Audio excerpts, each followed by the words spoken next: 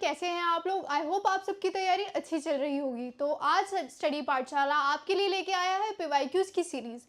आज हम डिस्कस करेंगे मगधन एंड मौर्यन एम्पायर की PYQs. So let's start with our Magadhan and Mauryan empire PYQs. So our first PYQ is which one of the following dynasty was ruling over north India at the time of Alexander's invasion in 2000. Sorry, it's a PYQ in 2000. जब हम बात करते हैं कि north में Alexander के time पे कौन सी डायनेस्टी थी, तो टाइम पीरियड पता होनी चाहिए, ऑब्वियस सी बात है। तो अलेक्जेंडर का टाइम पीरियड था 326 BCE। वेरएज अगर हम डायनेस्टीज की बात करते हैं तो नंदा डायनेस्टी का टाइम पीरियड था 345 BCE। मौर्यन पीरियड था 321 BCE। सुंगा टाइम पीरियड था 187 BCE और कन्वर्ट डायनेस्टी का टाइम पीरियड था 72 BCE। तो अगर हम इन टाइम पीरियड्स को देखते हैं तो हमें पता चलता है कि अलेक्जेंडर का टाइम पीरियड और नंदा डायनेस्टी का टाइम पीरियड आपस में ओवरलैप कर रहा है, जिस वजह से हमें पता चलता है कि ऑप्शंस में से अगर कौन सी डायनेस्टी नॉर्थ इंडिया में उस टाइम पे रूल कर रही थी जब अलेक्जेंडर आए थे, तो वो डायनेस्टी थी नंदा डायनेस्टी। तो ऑप्शन नंबर ए नंदा डायनेस्टी इसका करेक्ट आंसर हो जाता है। तो जब अलेक्जेंडर आए थे उस टाइम पे कौन सी डायनेस्टी थी? Nanda dynasty. Moving to the next question, which one of the following was initially the most powerful city state of India in the 6th century BC। और ये आपका पीवाईक्यू है 1999 में। जब हम बात करते हैं ना आफ्टर वैदिक पीरियड इंडिया जो था वो 16 महाजनपदास में डिवाइड हो चुका था। 16 महाजनपदास, जब इतने सारे महाजनपदास होंगे obviously they fight with each other, उनमें से कुछ पावरफुल निकल के आएंगे। वो पावरफुल थे आपके मगधा, कोसाला, वत्सा एंड अवंती। इनमें से भी अब ये भी तो चार हैं, ये भी तो लड़ेंगे, ऑब्वियसली बात है, चार हैं, लड़ेंगे, एक दूसरे की टेरिटरीज एक्वायर करेंगे, वॉर लड़ेंगे, टेरिटरीज एक्वायर करेंगे, फिर एक टाइम के बाद कोई ना कोई तो पावरफुल निकल के आएगा। तो इन 6th century BC में इनमें से अल्टीमेटली मगधन एम्पायर जो था वो एक मोस्ट पावरफुल सिटी स्टेट के रूप में एमर्ज होता है। और किसके अंडर में? Under the king Bimbisara. उसके बाद वो अपनी डायनेस्टीज एस्टैब्लिश करते हैं और वैसे चलता है मगधन एम्पायर का रूल। तो इसका आंसर हो जाएगा option number D, Magadha. Moving to the next one, the following map shows 4 of the 16 Mahajanapadas that existed in the ancient India. और ये आपका आता है क्वेश्चन, पीवाईक्यू है 1997 में। अगर हम इसमें देखें तो जो ये वाला एरिया है ये कहीं आसपास जयपुर राजस्थान के आसपास लग रहा है, तो इसको कर देते हैं जयपुर राजस्थान। ये वाला आपका एरिया है, प्रेजेंट टाइम में कहाँ का लग रहा है? मध्य प्रदेश के आसपास का लग रहा है। अगर हम इसकी बात करते हैं तो ये लग रहा है आपका उत्तर प्रदेश और प्रयागराज के आसपास का।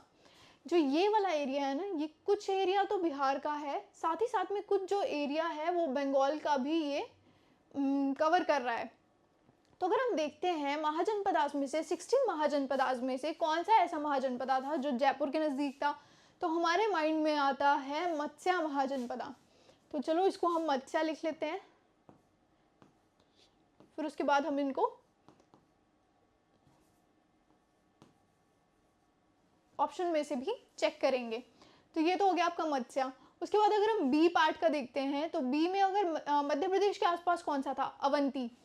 तो बी को हम कंसिडर करते हैं एज अवंती। और अगर हम सी का देखें तो प्रयागराज के आसपास कौन सा था? प्रयागराज के आसपास था आपका वत्सा। तो इसको हम कंसिडर करते हैं एज अ वत्सा।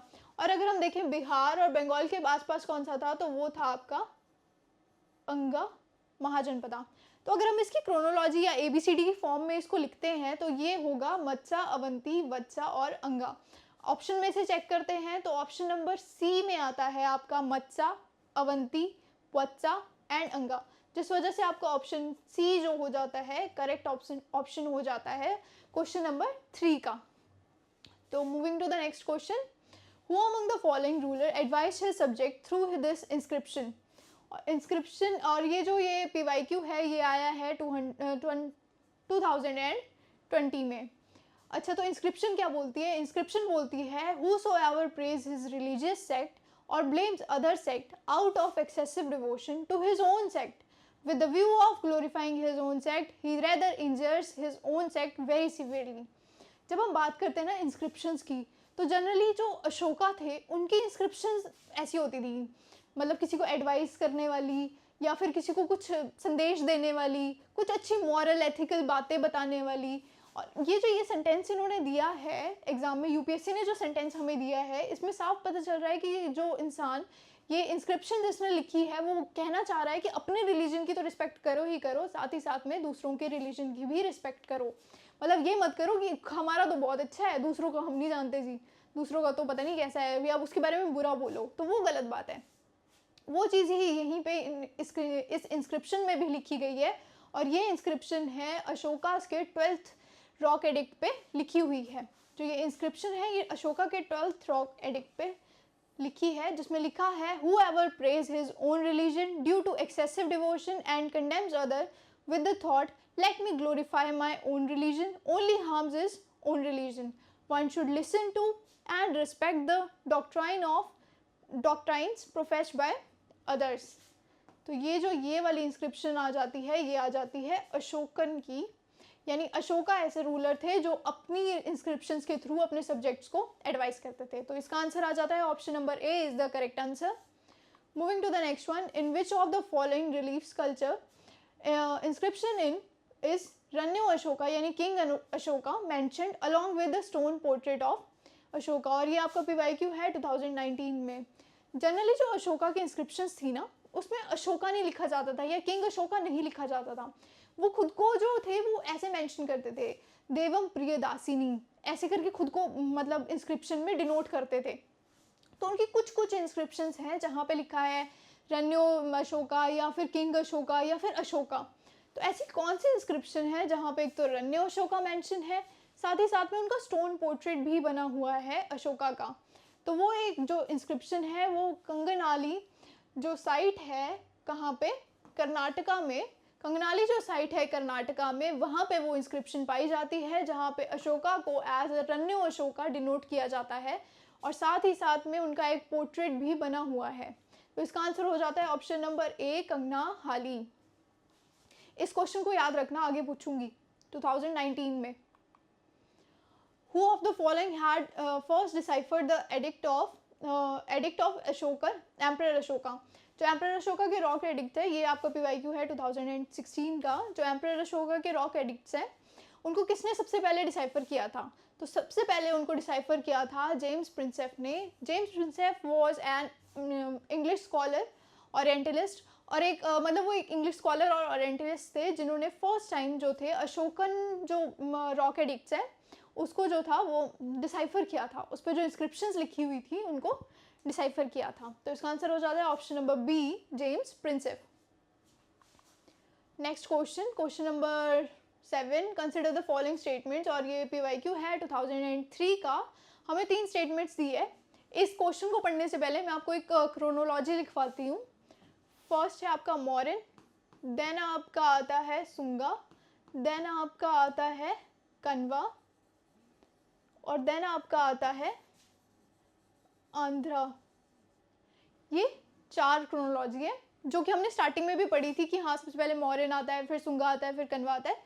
ऑल्दो हमने आंध्रा नहीं पढ़ा था, बट हमने फर्स्ट क्वेश्चन में ये 3 हमने डिस्कस की थी। आंध्रा जो है वो कान्वा के बाद आता है या कान्वा का आगे आता है।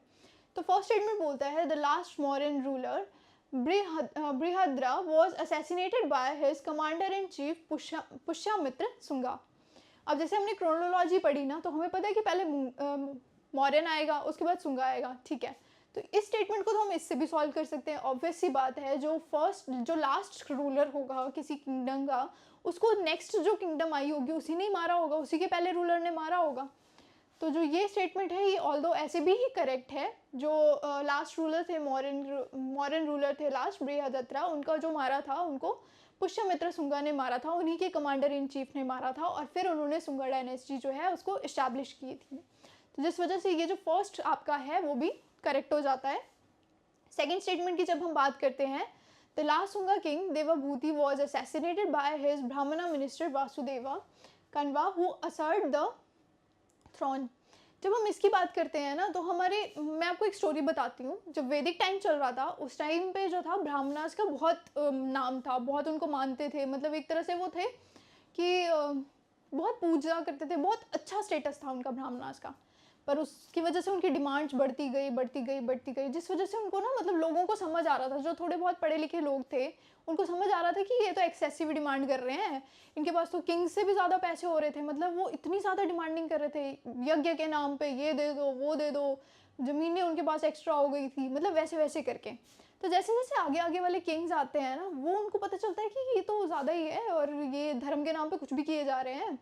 तो जो मौर्यन किंगडम थी, उनमें भी जो अशोका थे, जैसे हम जानते ही हैं कि अशोका जो थे वो बुद्धिज़्म के बहुत बड़े फॉलोअर बने थे आफ्टर द कलिंगा वॉर।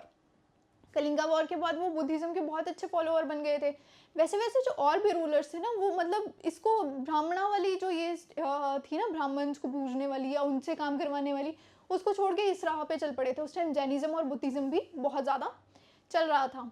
उस वजह से जो था, ब्राह्मण्स खुद को बहुत डिग्रेडेड फील करे थे और उनको लग रहा था कि इनका तो कुछ करना पड़ेगा। तो उन्होंने किया था ऐसे, सुंगा किंग के लास्ट किंग को मारकर, जो उनका मिनिस्टर था, उन्हीं का मिनिस्टर था ब्राह्मणास का, सॉरी सुंगा किंग का ब्राह्मण मिनिस्टर था वासुदेव कन्वा, उन्होंने मारा था और एक अपनी खुद की ब्राह्मणों की डायनेस्टी इस्टेब्लिश की थी। तो ये भी आपकी जो स्टेटमेंट है वो भी करेक्ट हो जाती है। और थर्ड स्टेटमेंट तो हम अकॉर्डिंग टू क्रोनोलॉजी ही बता सकते हैं कि कन्वा के बाद आंध्रा आए थे। तो कन्वा डायनेस्टी के जो राष्ट्र रूलर थे, उनको आंध्रा वाले ने मार के या ऐसे भी अपना वो किया था, मतलब एस्टेब्लिश किया था, डायनेस्टी एस्टेब्लिश की थी। जिस वजह से इसका आंसर हो जाता है 1, 2 एंड 3 ऑल आर करेक्ट, यानी डी ऑप्शन इसका करेक्ट हो जाता है। Moving to the next one, ये आपकी थोड़ी सी एक्सप्लेनेशन है। नेक्स्ट जो क्वेश्चन है वो असर्शन और रीजन वाले हैं। तो फर्स्ट आपका आ जाता है, Ashoka annexed Kalinga to the Mauryan empire. Ashoka Mauryan emperor है, ऑब्वियस सी बात है, तो वो मौर्य जो भी एनेक्स करेगा वो मौर्यन एम्परर में मिलाएगा। और हमने कलिंगा वॉर के बारे में बहुत ही पढ़ा है, क्योंकि कलिंगा वॉर का इंपॉर्टेंस अशोका की लाइफ में बहुत ज़्यादा है। कैसे? जब कलिंगा वॉर नहीं था ना, उससे पहले क्या होता था, अशोका एक ऐसा किंग था कि हाँ भाई, इससे लड़ाई की उसको एनेक्स कर लिया, इससे लड़ाई की उसको एनेक्स कर लिया। मतलब वो एनेक्स कर रहे थे, टेरिटरीज अपनी अंडर ले रहे थे, बहुत मतलब उन्होंने इतना ज़्यादा एक्सपैंड कर दिया था ना। आगे एक क्वेश्चन है जहाँ पे उसकी टेरिटरीज के बारे में आपको पता चलेगा। तो उन्होंने इतना एक्सपैंड कर दिया था कि मतलब अफगानिस्तान से लेकर, प्रेजेंट डे अफगानिस्तान से लेकर और बांग्लादेश तक उनकी पूरी टेरिटरीज थी। इतना ज़्यादा उन्होंने एनेक्स कर लिया था।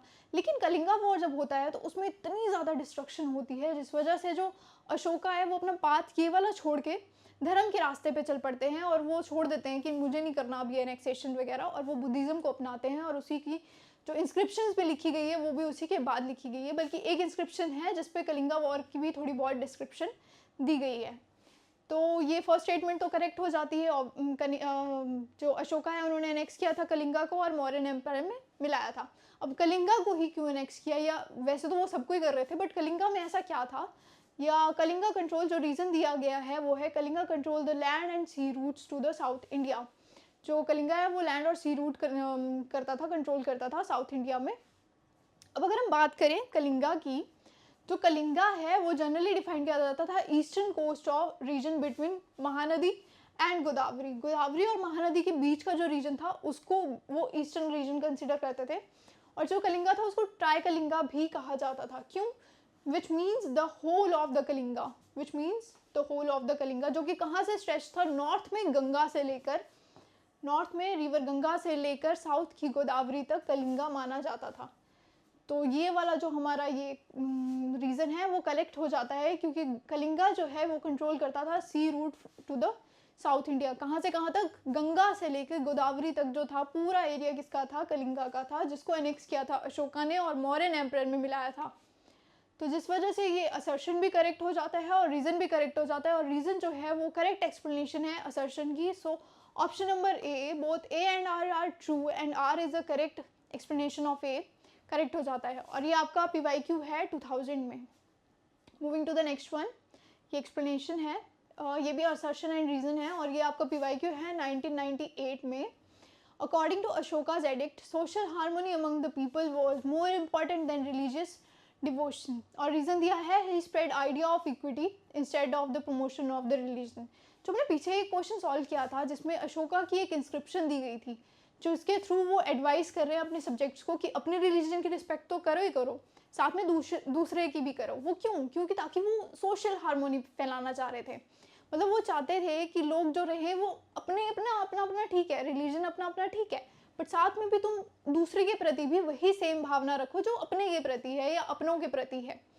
तो उसको ही हम क्या कहते हैं, सोशल हार्मोनी। एक तरफ से वही हुई, जिस वजह से जो है ये आपका फर्स्ट स्टेटमेंट जो है वो करेक्ट हो जाता है। वो हाँ, रिलीजियस डिवोशन को इतनी इंपॉर्टेंस नहीं देते थे जितनी सोशल हार्मोनी को देते थे, और ये चीज़ आपकी पिछली जो स्टेटमेंट है वो भी जस्टिफाई कर रही है, जिस वजह से आपका फर्स्ट जो स्टेटमेंट है वो करेक्ट हो जाती है। सेकंड है, he spread idea of equity instead of the promotion of religion. ये स्टेटमेंट भी उसी, ये वाली स्टेटमेंट है, ये स्टेटमेंट भी उसी पैराग्राफ से या उसी स्टेटमेंट से करेक्ट हो जाती है, क्योंकि वो क्या कर रहे थे, वो आइडिया ऑफ इक्विटी कर रहे थे और प्रमोशन ऑफ रिलीजन नहीं कर रहे थे। वो कभी नहीं बोलते थे कि तुम भी बुद्धिज्म ही फॉलो करो या तुम भी यही करो। वो बोलते थे अपने रिलीजन की रिस्पेक्ट तो करो ही करो, साथ में दूसरों की भी सुनो, दूसरों की भी रिस्पेक्ट करो, उसी को भी सेम भावना से देखो, जिसको अपनी, जिस तरह से अपनों को देखते हो ना वैसे ही दूसरे रिलीजन के लोगों को भी देखो। तो इसका जो रीज़न है वो भी सही हो जाता है और असर्शन भी सही हो जाता है। So both A and R true and R is the correct explanation of A. So इसका ये आंसर ठीक है। Moving to the next one, ये इसकी थोड़ी सी एक्सप्लेनेशन है। Question number 10, which one of the following ancient India record is the earliest royal order to preserve food grains to be utilize during the crisis in the country. और ये आपका BYQ है 1998 में। अच्छा एक बात बताओ, क्वेश्चन गया बाद में, पहले तुम ये बताओ कि 100 गौरा क्या था। हमने 100 गौरा के बारे में पढ़ा था, जहाँ पे हमने लिखा था कि 100 गौरा क्या था। 100 गौरा एक क्वेश्चन था जिसमें हम PYQ ही था, जिस क्वेश्चन में था कि विच one of the following is not an Harappan site, जिसमें हमने पढ़ा था कि 100 गौरा एक ऐसी साइट है जो हरप्पन साइट नहीं है, बल्कि एक कौन सी साइट है, अशोकन साइट है। क्यों? क्योंकि वहाँ पे कॉपर प्लेट पे इंस्क्रिप्शन मिली थी, अशोकन इंस्क्रिप्शन मिली थी, और उसी इंस्क्रिप्शन में रिकॉर्ड किया जाता था, रिकॉर्ड लिखा जाता था किसका, प्रिजर्व फूड ग्रेन का, जो कि क्राइसिस के टाइम पे यूज़ होते थे। तो इसका आंसर होगा आपका 100 गौरा कॉपर प्लेट। अब 2 क्वेश्चन आ गए 100 गौरा से रिलेटेड, एक आया है आपके 1998 में और एक और था पीछे, अब मुझे डेट याद नहीं है कब था, बट PYQ है। तो अब पढ़ लेते हैं 100 गौरा है क्या। तो 100 गौरा एक विलेज है जो बैंक ऑफ राप्ती रिवर में, राप्ती रिवर के साइड पे है, और कहाँ पे है, गोरखपुर उत्तर प्रदेश में प्रेजेंट है। ठीक है, और 100 गौरा क्या है, 100 गौरा एक अशोकन साइट है, not an Harappan site. Moving to the next one, तो इसका आंसर हो जाता है आपका option number A. Question number 10 का आंसर होगा option number A. Moving to the next one, question number 11, ये आता है आपका एक मैप है, एरिया डिस्क्राइब किया है, आपको ऑप्शन में बताना है कि ये किसके टाइम का एरिया है। तो ऑप्शन फर्स्ट बोलता है Kanishka at the time of his death, second बोलता है Samudragupta after the death of the south Indian campaign, Ashoka towards the, third बोलता है Ashoka towards the close of his reign, D बोलता है empire of Thaneshwar on the eve of Harsha's accession. अच्छा ठीक है, फिर अब मैंने पीछे डिस्कस किया था कि अशोका का जो एम्पायर था वो इतना बिग था, प्रेजेंट डे अफगानिस्तान से लेके कहाँ तक, प्रेजेंट डे बांग्लादेश तक। तो इसका आंसर हो जाता है Ashoka towards the close of reign, option number C. अब हम इतनी देर से अशोका अशोका किए जा रहे हैं, पर हमने अभी तक अशोका के बारे में नहीं पढ़ा, तो आज मैं थोड़ा सा लिटल सा अशोका के बारे में भी बता देती हूँ। अशोका जो है वो मौर्यन डायनेस्टी के एक रूलर है और बिंदुसराय के बेटे हैं, जिन्होंने ऑलमोस्ट पूरे इंडियन सब कॉन्टिनेंट पे रूल किया। कब, 268 BC से लेके 232 BC तक उन्होंने रूल किया था। और उन्होंने जो चंद्रगुप्त मौर्य जो उनके मतलब ग्रैंडफादर होंगे या जो भी उनकी लीनिएज थी, उन्होंने जो उनको टेरिटरी पास ऑन की थी उसको और ज़्यादा एक्सपैंड किया, इतना एक्सपैंड किया कि प्रेजेंट डे अफगानिस्तान से लेकर प्रेजेंट डे बांग्लादेश तक, except the territory of present day Tamil Nadu. जो आज के टाइम पे तमिलनाडु है ना अभी, वो उनके एरिया में नहीं था। As we see in the map, ये वाला एरिया नहीं था, इससे ऊपर वाला सारा एरिया जितना भी था वो किसके अंडर में था, अशोका के अंडर में। तो इसका आंसर हो जाता है आपका option number C, question number 11 का, और ये आपका PYQ है 1998 में। So question number 12, which one of the following statement regarding the Ashokan stone pillar is incorrect. जहाँ पे इनकरेक्ट आता है ना, उसको या तो अंडरलाइन कर लिया करो, इनकरेक्ट, नॉट, ये, नेवर, मतलब जो ऐसे नेगेटिव वाले होते हैं ना कि नहीं वाली चीज़ें ढूंढनी, उसको या तो अंडरलाइन कर लिया करो या मार्क कर लिया करो या कुछ भी, मतलब उसको हाईलाइट करके रखा करो। क्यों? क्योंकि हम क्या करते हैं, क्वेश्चन को जल्दी जल्दी में पढ़ लेते हैं, उसके बाद जो पहला ही, क्योंकि स्टेटमेंट तो सारी सही होंगी, ऑप्शंस तो सारे सही होंगे, हमें तो इनकरेक्ट ढूंढना है ना, तो हमें पहला ही जो करेक्ट दिख रहा है जल्दी जल्दी में उसको हम करेक्ट करके निकल लेते हैं मार्क करके, और क्वेश्चन गया, 2 मार्क्स तो कटेंगे कटेंगे, साथ में नेगेटिव मार्किंग अलग से। जो ये इनकरेक्ट, नॉट वाली चीज़ें होती हैं इनको अंडरलाइन करो और क्वेश्चन को ध्यान से पढ़ो, क्योंकि आंसर तो ऑप्शन में से ही मिलेगा, पर तब मिलेगा अगर हम क्वेश्चन को ढंग से पढ़ेंगे, बार बार पढ़ेंगे। अगर नहीं भी पता चल रहा है तो क्वेश्चन को बार बार पढ़ो, कुछ तो रिमाइंड आएगा, कुछ तो रिलेट कर पाओगे। तो ये जो ये वाला PYQ है, ये है 1997 में, और इसमें हमें इनकरेक्ट ढूंढना है। मान लो हम इनकरेक्ट ना देखते, हम जस्ट पूछते कि विच one of the following statement, Ashokan pillar से रिलेटेड स्टेटमेंट बतानी है, तो हम क्या करते हैं, फर्स्ट ही हाईली पॉलिश्ड, हाँ ठीक है, ये तो ठीक है, हम टिक करते और चल पड़ते, हम पूरा क्वेश्चन पढ़ते ही नहीं। बट हमें और भी ऑप्शंस देखने हैं और हमें साथ में इनकरेक्ट देखना है। फर्स्ट वाला ऑप्शन तो हाईली पॉलिश्ड है, ये तो करेक्ट है, तो ये तो आंसर नहीं होगा। सेकंड हमें बोला है मोनोलिथिक, ये भी करेक्ट है। मोनोलिथिक ही होता है, मोनोलिथिक होता है कि एक ही फॉर्म में है, मतलब शेप अलग हो सकती है बट एक ही मतलब शिफ्टों में नहीं है या पार्ट्स में नहीं है, एक ही बार बनाए गए हैं। बल्कि जो ये अशोकन पिलर है वो मोनोलिथिक है, ईरानियन पिलर्स मोनोलिथिक नहीं होते, वो अलग अलग पार्ट्स में बनाए जाते हैं या अलग अलग पार्ट्स में होते हैं। तो ये भी करेक्ट है, ये भी करेक्ट है। The shaft of the pillar is tapering in the shapes, yes, different different shapes होती थी, बेस अलग तरह से होता था, ऊपर थोड़ा अलग होता था, ऊपर थोड़ा और अलग होता था, डिफरेंट डिफरेंट होता था, बीच में इंस्क्रिप्शंस लिखी होती थी, ये भी करेक्ट है।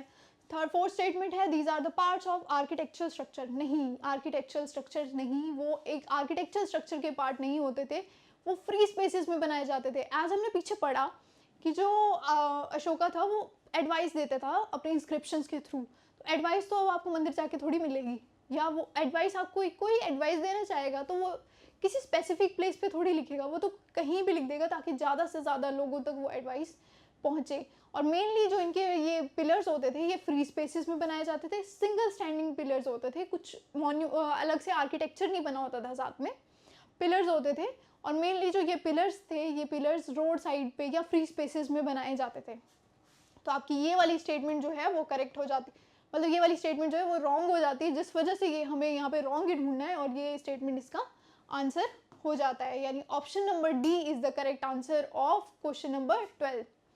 Moving to the next one, which one of the following edict mention the personal name of Ashoka, कौन सा ऐसा एडिक्ट है जिसमें पर्सनल नेम ऑफ अशोका दिया गया है, और ये है 1997 का PYQ। अभी हमने पीछे एक PYQ पढ़ा था जहाँ पे हमें बताना था कि कौन सा ऐसा एडिक्ट है जहाँ पे रन्यू अशोका मेंशन है, और मैंने आपसे कहा था उस टाइम भी कि अशोका जो था ना, जनरली अपने इंस्क्रिप्शंस में देवम प्रियदासिनी इस वे में खुद को रिप्रेजेंट करते थे, इस वे में खुद को मेंशन करते थे। वो कहीं भी अपना, बहुत कम जगह ऐसा है जहाँ पे उन्होंने अपना नाम मेंशन किया है, ये एज अ किंग उनको मेंशन किया गया है। तो किंग कहाँ मेंशन किया था वो आप लोग मुझे बताएंगे, क्योंकि मैंने अभी पिछले ही क्वेश्चंस में आपको बताया, जिससे कि आपकी रिवीजन भी हो जाएगी। और मुझे ये भी बताना कि वो कौन सी स्टेट में लाई करता है, क्योंकि अगर ये वाला क्वेश्चन है पर्सनल नेम ऑफ अशोका, तो ये आपका है मस्की जो जगह है वहाँ पे जो एडिक्ट है वहाँ उसमें मेंशन है आपका personal name of Ashoka. Let's see where Maski is. Maski एक टाउन है या आर्कियोलॉजिकल साइट है जो कर्नाटका में सिचुएटेड है। चलो एक आंसर मैं ही बता देती हूँ, जो पीछे हमने पढ़ा था ना उसका रन्यो अशोका वाला, वो भी जो साइट है वो भी कर्नाटका में ही लोकेटेड है। अब आपको उस साइट का नाम मुझे बताना है। तो ये मस्की जो साइट है ये भी कर्नाटका में है, मस्की रिवर की बैंक पे ये सिचुएटेड है, और मस्की रिवर जो है वो तुंगभद्रा की ट्रिब्यूटरी है, ठीक है, तुंगभद्रा की ट्रिब्यूटरी है, और वहाँ पे जो एक एडिक्ट है उसमें मेंशन है अशोका का पर्सनल नेम। तो इसका आंसर हो जाता है आपका option number D, Maski. Moving to the next one, the name of by which Ashoka, Ashoka की स्पेलिंग गलत है, Ashoka is generally referred to in his inscription. 3 बार बता चुकी हूँ कि अशोका को अपनी इंस्क्रिप्शन में वो किस तरह से मेंशन करते थे, प्रियदासी, दासी, वेट अ मिनट, प्रियदासी, और प्रियदासी के भी प्रीफिक्स लगता था Devanam Priyadasi, which means beloved of god, of the god. Devanam Priyadasi, तो इसका ऑप्शन नंबर डी जो है वो करेक्ट आंसर हो जाता है। इस वे में आज के आपके PYQs यहीं ख़त्म होते हैं, और आज अगले कल या फिर से हम मिलेंगे नए PYQs की सीरीज़ को लेकर, इन्हीं एशियन हिस्ट्री के PYQs को लेकर। और आई होप आपको ये सीरीज़ अच्छी लग रही होगी, क्योंकि PYQs की इंपॉर्टेंस कितनी है वो मैंने आपको पहले भी बताया है कि PYQs ही हमें बताते हैं कि UPSC का पैटर्न क्या रहेगा। अब हमें शायद PYQs को देख के थोड़ा थोड़ा आइडिया लग रहा होगा कि हमें किस टाइप के क्वेश्चंस पढ़ने चाहिए, किस तरह से अपनी प्रिपरेशन को कंटिन्यू करना चाहिए। Well that's all from me, thank you and have a nice day.